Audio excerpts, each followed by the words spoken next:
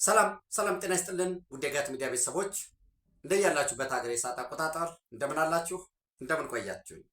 ዕለተ ዓርብ ህዳር 19 2018 በኢትዮጵያ ዘመን አቆጣጠር ኖቨምበር 28 2025 በግሪጎሪያን ካሌንደር የጋት ዕለታዊ አጫጭር መረጃዎችን ከዚህ እንደሚከተለው ወደ እናንተ አድርሳለሁ። ላይክ አድርጉ፣ ሸር አድርጉ፣ ሀሳብ አስተያየታችሁን አካፍሉ። የጋት ሚዲያ ሜምበር ሁኑ። ጋት ሚዲያን በሱፐር ታንክስ ደግፉ። እየደገፋችሁ ላላችሁ የከበረ ምስጋና ይድረሳችሁ። ሶስት መረጃዎችን ወደ እናንተ አድርሳለሁ። የመጀመሪያው እንግዲህ ብዙ የተባለለት የአቶ ጌታቸው ረዳ የጠቅላይ ሚኒስትሩ የምስራቅ አፍሪካ ጉዳዮች አማካሪ አስቀድሞ የትግራይ ጊዜያዊ መንግስት አስተዳደር ፕሬዝዳንት ተቆርጦ በወጣው ቃለ መጠይቅ እሱን ተከትሎ በጣም ከፍ ያለ ክርክር፣ ከፍ ያለ ውዝግብ ነበረ። ኢቭን እሱ ብቻም አይደለም፣ ህወሓት መግለጫውን እስኪወጣ ድረስ በተቆረጠች ያው እንግዲህ መህዲ ሐሰን ከራሱ አንጻር ፍላጎት ከጣቢያውም ኤዲቶሪያል ፖሊሲ አንጻር ያ ተቆርጦ ተላለፈ። እሱን እና እንግዲህ ምንድን ነው ዓላማው? ፐርሰናሊ እንደ ግሌ የተረዳሁት ብትሉኝ ይሄ የግል መረዳቴን ነው። አንደኛ የኢትዮጵያን ትራንዚሽን ሽግግሩን የመቀልበስ እኔ ፐርሰናሊ የምረዳው ነው የምላችሁ የኢትዮጵያን ሽግግር ትራንዚሽን የመቀልበስ አንደኛ፣ ሁለተኛ ደግሞ ትርክት የመስራት አዲስ ትርክት ኒው ናሬሽን። ለምሳሌ ኢትዮጵያ የባህር በር ጥያቄ አንስታለች። የባህር በር ጥያቄ አላት። ይህን የባህር በር ጥያቄ እንደ ተስፋፊነት ኤክስፓንሽኒስት የሚባለው የድሮ የቀደሙ ስርዓቶችን ፍላጎት ለመመለስ ያ ደግሞ የቀደሙ ስርዓቶችን መመለስ ደግሞ በሁለት መንግስታት አልተሳካም፣ አሁንም ሊሳካላቸው አይችልም የሚል ለዓለም አቀፉ ማህበረሰብ በተለይ ፖለቲካን በስነ ስርዓት በምልአት ለሚረዳው ኢሊት ሰርክል አዲስ ናሬሽን የማስተዋወቅ ነው። ትራንዚሽኑ አልተሳካም የሚል ሁለተኛ ደግሞ እንግዲህ ሜክ ኢትዮጵያ ግሬት አገን የሚል የለም፣ ሜጋ የሚል የለም። እንግዲህ ምናልባት የአሜሪካ ማጋ አለ፣ ሜክ አሜሪካ ግሬት አጌን የሚል በኢትዮጵያ ደረጃ የትም ሲባል ሰምተን አናውቅም። ነገር ግን ይሄንን የተስፋፊነት አዲስ የመጠቅለል ድንበር የመጠየቅ የማስመሰል ኮሬክት የሚደረግ ስህተት አለ፣ የተፈጠረ ስህተት እሱ ኮሬክት ይደረግ ነው። እስቲል በሰላማዊ መንገድ ነው እየተጠየቀ ያለው። ይህን የማድረግ ነው። ሁለተኛ ምናልባት ሶስተኛ ደግሞ የቲፒኤልኤፍ ሰዎች ከውስጥ የሚደርስባቸውን ጫና በታጣቂው በኩል ተፈናቃዩ መመለስ ፈልጋለሁ እያለ ነው። በተናጠል እየተመለሰ ነው። ዓለም አቀፍ ማህበረሰቡ የቲፒኤልኤፍ ከፍተኛ ወታደራዊ አመራሮች በአካባቢ በተፈጥሮ ላይ ከፍተኛ ጉዳት የሚያደርስ ኬሚካል በመጠቀም ሳይቀር የወርቅ ንግድ ውስጥ እየተሰማሩ ነው። ቀጠናዊ ትራንስናሽናል የሆነ ቴሮሪዝም ውስጥ እየተሳተፉ ነው። ሱዳን ውስጥ ያለው ሳፍን ደግፈው የሚዋጉት አልቡርሃንን ደግፈው የሚዋጉት በኢትዮጵያና በኤርትራ መካከል ግጭት ለመፍጠር ባለው ሁኔታ ከሻዕቢያ በኩል ለሚፈነጠረው ወይም ለሚፈጠረው ግጭት ማስፈንጠሪያ ሆኖ ሊያገለግል ነው የሚል የተለያዩ ክሶች ይቀርብበታል። ይህንን ክስ ለመቀልበስ ይልቁኑ አዲስ የሆነ አስተሳሰብ የኢትዮጵያ መንግስትን ቀጠናዊ ተንኳሽ አድርጎ የማቅረብ ኢኮኖሚው ያ ህወሓት ይመራው የነበረው ጠንካራ ኢኮኖሚ ነበር፣ አሁን ኢኮኖሚው ያሽቆለቆለ ነው ማለት፣ በየአካባቢው ግጭት ተፈጥሯል፣ ኢንኮምፒተንት መንግስት ነው አስመስሎ ለማቅረብ። ይህ በሙሉ ቅዠቱ ደግሞ ሄዶ መልሶ በኢትዮጵያ መንግስት ወይም 4 ኪሎ ላይ ተለላኪ የኢትዮጵያ ህዝብ ፍላጎትን የማያዳምጥ ላስቀመጡት የሚለላክ ፓርቲ ልክ ህወሓት መራሽ ኢህአዴግን የመሰለ የማስቀመጥ ፍላጎት ነው። ከዛ ባለፈ አቶ ጌታቸው ረዳን በተመለከተ የእሱን የፖለቲካል ኢሜጅ ወይ የሱን የፖለቲካ ቁመና ለመሸርሸር የሚባለው መቼስ ጸዳለ ለማ ፐርሰናል እኔም ማምነው ከጌታቸው ረዳ በላይ ለትግራይ ህዝብ ልትቆረቆር ትችላለች የሚል እምነት የለኝ። የኔ ፐርሰናል ይሄ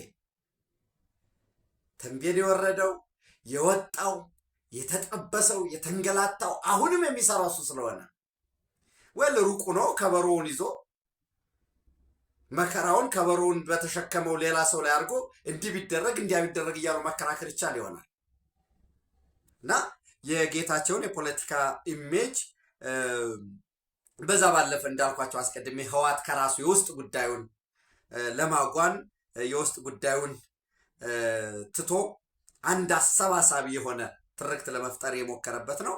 አስቀድሞ መግለጫም ስለወጣ በዛች በተቆረጠች ባጭር ሾርት ቪዲዮም ስለሆነ ብዙ ህወሓት ያተረፈበት አይመስለኝም። እንግዲህ ፖለቲካችን እኛ ሀገር እንደምታውቁት ክሪቲካል የሆነ ግንዛቤ ከመያዝ ክሪቲካሊ ቃል በቃል እያንዳንዷን ከመተንተን ከመገምገም ይልቅ አቋምና ሰልፍ ይታይበታል። በዚህ ረገድ እንግዲህ ጄኖሳይድ ተፈጽሟል ወይ ትግራይ ውስጥ ነው የሚለው እኔ ፐርሰናሊ ጦርነት ተካሂዷል። በጦርነት ሂደት ዳሜጅ ይጠበቃል፣ ኮላተራል ዳሜጅ ይኖራል። ከዛ ባለፈ ግን ሰዎች በማንነታቸው ተለይተው ተጨፍጭፏል ብዬ አላምንም። ትግራይ ውስጥ አክሱም ውስጥ ሻዕቢያ የፈጸመው አለ። በዛ ተያይዞ ያ ከሆነ ከ1000 በላይ ዜጎች ማይካድራ ላይ የተጨፈጨፉት ምንድን ነው የሚባለው? ጭና ላይ የተጨፈጨፉት ምንድን ነው የሚባለው? አፋር ላይ የተጨፈጨፉት፣ አጣዬ የተጨፈጨፉት ምንድን ነው የሚባለው? እና ጦርነት ነው ተያያዥ ዳሜጆች አሉት። ግን ለፖለቲካ ሲባል ለፕሮፓጋንዳ ሲባል ዓለም አቀፉ ማህበረሰብ እንዲደርስ ከመሻት ፍላጎት አንጻር ጄኖሳይድ ተፈጸመ እንዲህ ተደረግን ወዘተረፈ የሚል ትናንትም ጩኸት ነበር፣ ዛሬም ያሉ እኮ የሚጮሁት አሉ። ሁለተኛ የተቀናጀ የሚዲያ ግንባር የኢትዮጵያ መንግስትን ለማዳከም የተቀናጀ የሚዲያ ግንባር ታያላችሁ። ኬንያ ላይ ተቀመጥኩኝ ብሎ ደውሎ ይህን ያህል እናቶች ተደፈሩ የሚል ሪፖርት ይወጣል። የተደፈሩ እናቶች ሪፖርት መውጣት የለበትም ማለት ነው። ይውጣ፣ ጀስቲስ ሰርቭ ይደረግ። ያ ግን አላማው ግን ከዛ ሌላ ነው። አላማው ማን ነው? ስለ ማይካድራ ጭፍጨፋ የሚያወራው ማን ነው? አፋር ላይ ስለሆነ ያለው የሚወራው ሰው የተቀናጁ የጠላት ኃይል የስነ ልቦና ጦርነት የመክፈት ተንኳሽ የማድረግ ተስፋፊና ወራሪ የማድረግ የቴሪቶሪያል ኢንቴግሪቲን ሶቨርኒቲን ለመጣስ ፍላጎት ያለ የማስመሰል እንደዚህ ነገሮች የተቀናጁ የሚዲያ ካምፔኖች ይጠበቃሉ። ሄዶ ሄዶ ምንድን ነው የሚጠበቀው፣ ምንድን ነው መደረግ ያለበት በሚለው ምናልባት እኔ ፐርሰናል የሚታየኝ እያንዳንዱ ጉዳይ በደንብ ብናጤ ነው እያንዳንዱ ጉዳይ በስርዓት መገምገም ያስፈልጋል የሚል እምነት አለኝ። ከዛ በዘለለ እንግዲህ ምናልባት በትናንትናው ዕለት መቀሌ አዲ ሐቂ ክፍለ ከተማ የእጅ ቦምብ መፈንዳቱ መረጃዎች እየወጡ ነው ያሉት። ምናልባት ይሄ መቀሌ አዲ ሐቂ ክፍለ ከተማ ቢዝነስ ካምፓስ በላይኛው በር በሆምላንድ ሆቴል ፊት ለፊት የእጅ ቦምብ እንደፈነዳ መረጃዎች እየወጡ ነው። ምናልባት የመቀሌ ከተማ ጸጥታ ኃላፊ ደግሞ ለኤፍኤም 104.4 በሰጡት መግለጫ ጸረ ሰላም ኃይሎች ናቸው የፈጸሙት፣ የእጅ ቦምብ አፈንድተዋል፣ እሱን ደግሞ ተከታትለን ለህግ እናቀርባለን በሚል የቀረባለ። ሌላ በተረፈ እንግዲህ የጦርነት ዝግጅት ውስጥ ነው ያለው ህወሓት። ለዚህም ቁስለኞችን ለማሳከም ጉዳት የደረሰባቸውን ለመርዳት በሚል ይሄ መልካም ነገር፣ ቁስለኞች መታከም አለባቸው፣ ጉዳት የደረሰባቸው የተሰዉ ቤተሰቦች ዋቴቨር ዘ ኬዝ፣ እናት ልጇን ያጣች እናት ልጁን ያጣ አባት ቢረዳ ጥሩ ነው። ግን ይህንን መሰረት አድርጎ ለጦርነት የሚውል ገንዘብ እየተሰበሰበ እንደሆነ በአብዛኛው አካባቢ ትምህርት ቤቶችም እየተዘጉ የመምህራን ደሞዝም እየተከለከለ እንደሆነ ነው እየቀረበ ያለው። እንግዲህ ትምህርት ቤት ሲዘጋ የመምህራን ደሞዝ ሲከለከል ዓላማው ወደ ጦርነት እንዲገባ ታጣቂነትን፣ ጦረኝነትን የስራ ዕድል አድርጎ እንዲወስድ የማድረግ ነው። ለምሳሌ በማይቅንጣል፣ ተንቤን፣ ሀውዜን እና ኦፍላ እና ሌሎች አካባቢዎች ትምህርት ቤቶች ተዘግተዋል። ይህን መዘጋቱን ተከትሎ መምህራንና ተማሪዎች በሰልፍ ተቃውሟቸውን እየገለጹ ነው። አሁን ናሬሽኑን እዩት፣ በደንብ እዩት። ቢቢሲ እንዲህ አይነት ከፋኖ አመራሮች ጋር ተነጋግሬ ይህን ያህል እናቶች ተደፍረዋል አለ። ያንዩ አልጀዚራ ይህን ይዞ ወጣ። ከዛ አሁንም ማህበር ጽላል ትግራይ የሚባለው የጄኖሳይድ የተፈጸመውን የአክሱምን ታሳቢ እኔ ይቅርታ እኔ ለምን ተዘከረ አይደለም ግን ዶክቶችን እናገጣጥማቸው። ከዛ በሻቢያ በኩል ያለው ኖ እኛ ለኢትዮጵያ የንግድ ወደብ ለመስጠት ዝግጁ ነን። እንዲያውም ኢትዮጵያ ንግድ ወደብ ብትጠይቅ በዙሪያዋ ያሉት ሀገራት ተሰልፈው ነው የንግድ ወደብ የሚሰጡ። ኢትዮጵያ ግን አምቢሽኗ ናባል ነው፣ ቴሪቶሪያል ሶቨርኒቲ ነው የሚል የተቀናጀ ሚዲያ ክሶች ይመጣሉ። ይሄንን የፖለቲካ አሰላለፍ አይጠበቅብንም። ብልጽግናን መደገፍ፣ ብልጽግናን መቃወም፣ ዶክተር አብይን መደገፍ፣ ዶክተር አብይን መቃወም አይጠበቅም። እነዚህ ሀገርን መከላከል፣ የሀገርን ብሔራዊ ጥቅም ለመከላከል ወገንተኝነት አያስፈልግም። ከወገንተኝነት ነፃ ሁነን የምንሰራቸው ጉዳዮች ስላሉ ማለት ነው። በህወሓት በኩል እንግዲህ የጦርነት ዝግጅት እያደረገ ነው። ለዚህ የሚሆን ደግሞ የአልጀዚራንም የቢቢሲንም በቀጣይ ሌሎች የሚኖሩ እንግዲህ አንዳንድ ሀገራት ደግሞ ከዚህ ጋር ግንኙነት ያላቸው የሲቪክ ሶሳይቲዎች አሁንም አይዲፒዎችን በተመለከተ ቁስለኞችን በተመለከተ ከደሞዝ ጋር በተመለከተ ጥያቄ ያነሳሉ። ዝግጅቶች እንዳሉ ነው የሚያሳየው። እሱን ካልኩኝ የግል ምልከታያ ነው ይሄ። እሱን ካልኩኝ ምናልባት ከትናንት በስቲያ ያወጣ አንድ መረጃ አይታችሁ ከሆነ አፍሪካን ፋክት ዞን ላይ የኢትዮጵያ አየር መንገድ ከፍተኛ የሆነ ፍሊት ሳይዝ ወይንም በአውሮፕላኖች ቁጥር በአፍሪካ በቀዳሚነት እየመራ ነው። በነገራችን ላይ በቀዳሚነት እየመራ ነው። አሁን ባለው ፍሊት ሳይዝ ያዘዛቸው አዳዲስ ከቦይንግ ከኤርባስ ያዘዛቸው በቅርቡ ያዘዛቸው እንዲሁም ደግሞ ከዚህ በፊት ዌይቲንግ ላይ ያለው ሲመጣ በ2-3 እጥፍ ሌሎችን የሚበልጥበት ሁኔታ ነው ያለው። አሁን የኢትዮጵያ አየር መንገድ 167 አውሮፕላኖች አሉት። የግብፅ አየር መንገድ የሆነው ኢጂፕት ኤር 67 አውሮፕላን ያለው በመቶ ፒውርሊ ይበልጠዋል። ሮያል ኤር ማሮክ 60 አውሮፕላኖች ነው ያሉት። ኤር አልጀሪ የአልጀሪያ አየር መንገድ 56 አውሮፕላኖች አሉት። ኤርፒስ የናይጄሪያ ናሽናል ኬሪየር አይደለም የግል ነው። ይሄ ኤርፒስ 37 አውሮፕላኖች አሉት። ኬንያ ኤርዌይስ ጎረቤታችን 35 አውሮፕላን አሉ። በትርፍ እና የተለያዩ ሽልማቶችን በማግኘት በከስተመር ሳቲስፋክሽን ጨምሮ የኢትዮጵያ አየር መንገድ ከፍተኛ እውቅና ከፍተኛ ሽልማት እያገኘ ያለበት ሁኔታ ነው ያለው።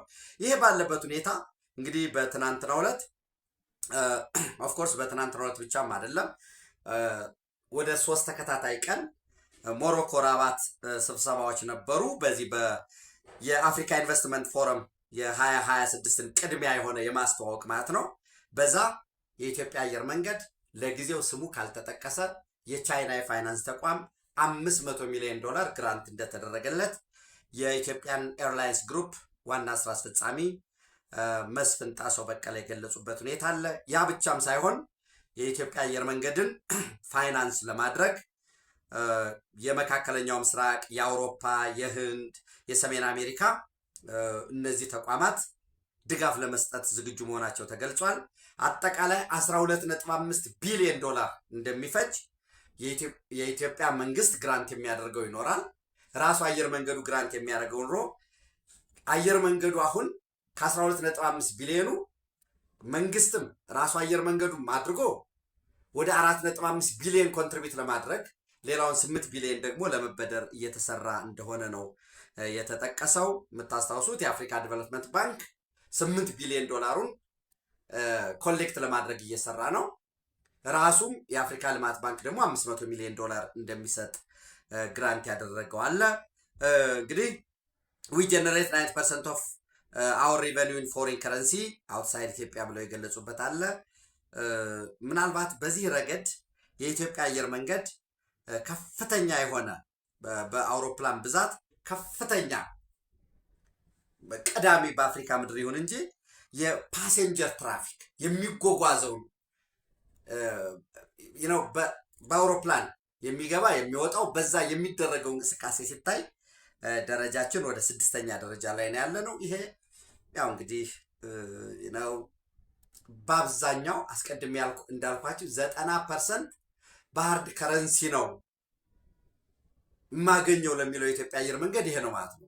እንግዲህ በሀገር ውስጥ ደረጃ አውሮፕላን የመጠቀም የአውሮፕላን ትራንስፖርት ለማሳደግ ጥረት እየተደረገ ነው። አዳዲስ መዳረሻዎች እየተሰሩ ነው።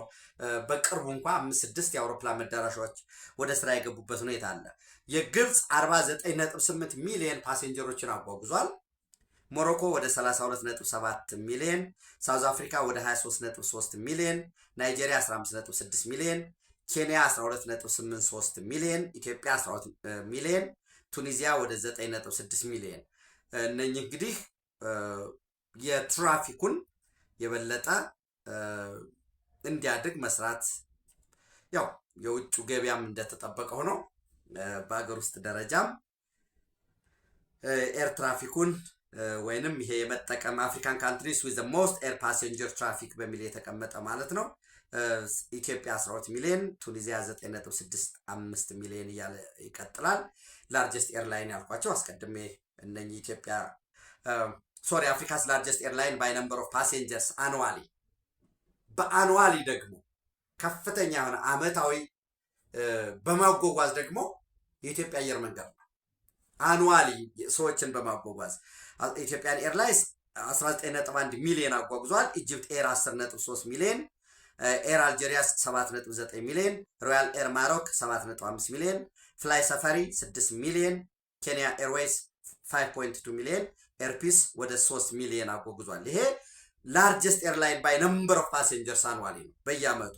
አጠቃላይ አስቀድሜ ያልኳችሁ አፍሪካን ካንትሪስ ዊዝ ዘ ሞስት ኤር ፓሴንጀር ትራፊኩ ነው ኢትዮጵያ 6ኛ ነች ያልኩት። እና እንደዚህ አይነት ነገሮችን መልካም የሆኑ ውስንነት ባለበት ላይ እሱን ለማሻሻል ጠንካራ ጎናችንን ማስቀጠል ይኖርብናል።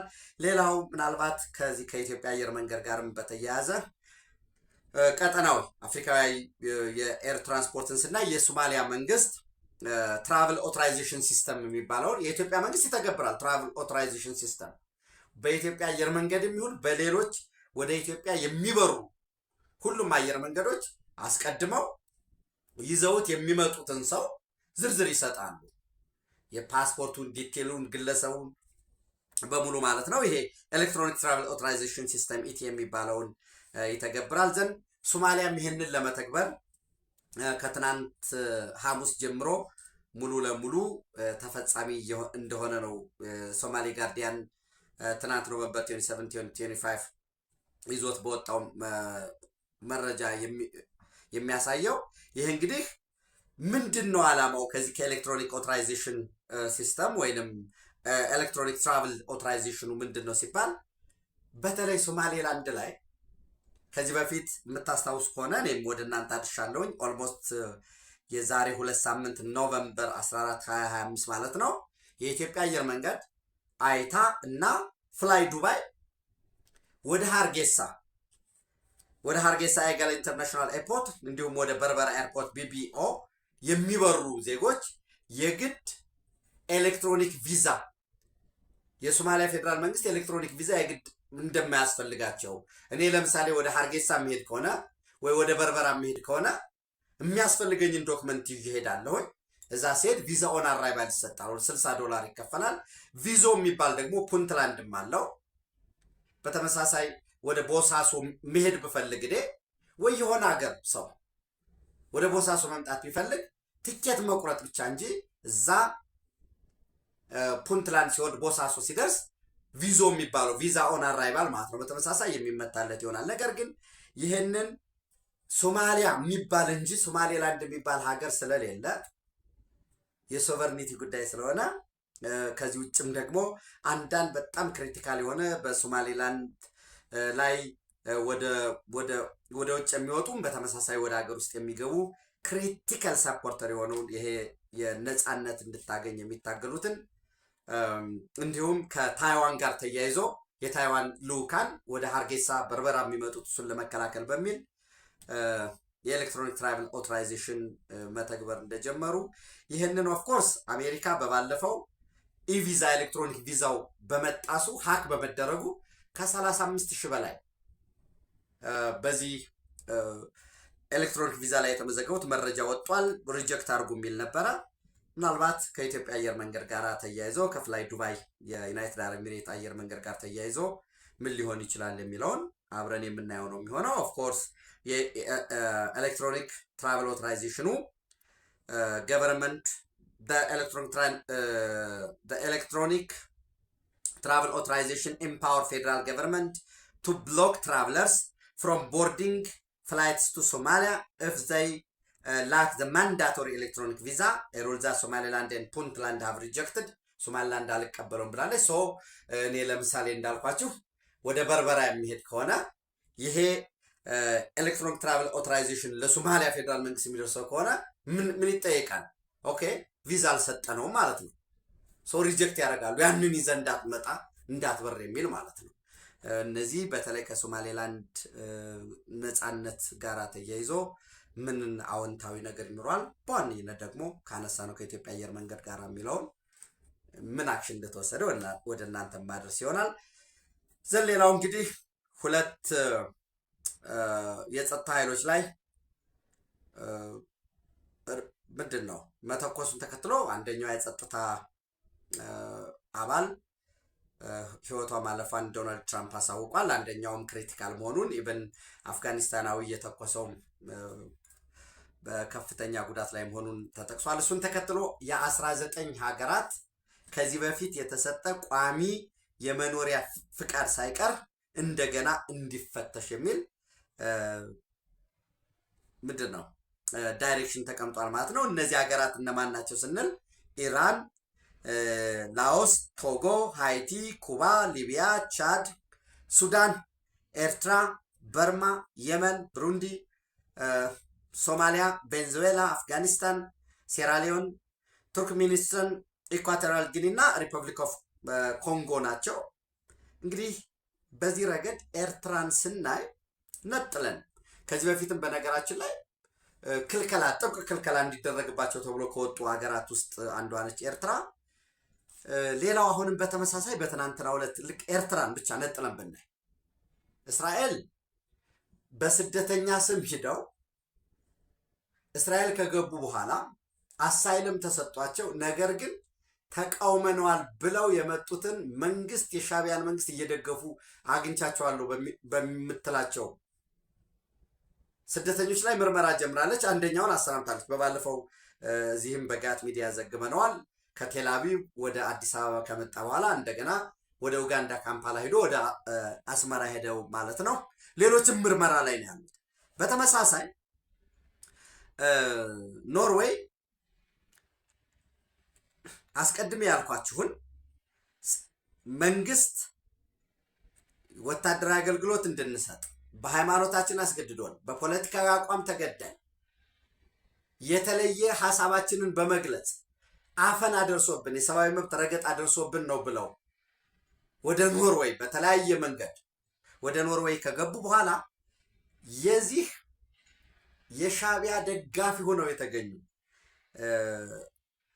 ግለሰቦችን ምናልባት ታስታውሳላችሁ። እዛው ኖርዌይ ውስጥ ከ2 ዓመት በፊት መንገድ ላይ ገጥሞ ነበር ደጋፊና ተቃዋሚ በሚል በተለይ ስብሰባ ያከናወኑት ደጋፊዎች ናቸው በሚል ማለት ነው።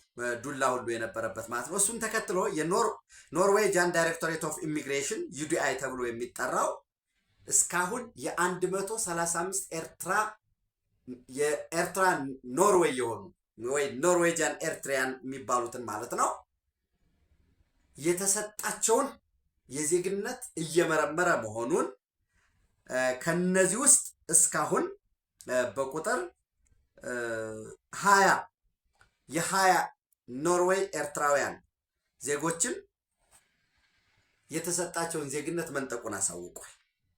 ሌሎች አሁንም ቁጥራቸው ብዛታቸው ወደ 100 አጠቃላይ ብዛት ምርመራ ላይ ያለው 135 ጉዳዮች ናቸው እየተመረመሩ ያሉት። የ20 እልባት ተሰጧቸዋል። የዜግነታቸው የኖርዌይ ኤርትራዊ የሚል ዜግነታቸው ተሰርዟል። 30ዎቹ ደግሞ በምርመራ ላይ ነው ያሉት። ይህ እንግዲህ ኤርትራ የፓሪያ ስቴት እየሆነች መሆኗን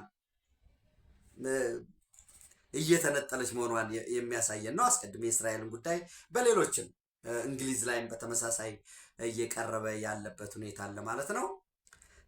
ሌላው እንግዲህ ምናልባት የመጨረሻ መረጃ የሚሆነው ዛሬ ምሽት 3 ሰዓት ላይ የኢትዮጵያ አየር ኃይልን የ90 ዓመት ጉዞ የሚያስቃኝ ፕሮግራም። በነገራችን ላይ እንግዲህ 90 ዓመት አይደለም በአፍሪካ በመካከለኛው ምስራቅ እንኳን በዚህ በጎረቤቶቻችን በቅርብ ጎረቤቶቻችን የተሻለ ኢኮኖሚ ያላቸው ነዳጁ ምኑ ያላቸው ዛሬ F-35ም ምንም የሚገዙት እንኳን 90 ዓመት የሆነው ራሳቸው ከቀይ ግዛት ነፃ ከወጡ እንኳን 90 ዓመት አልሆናቸውም ማለት ነው።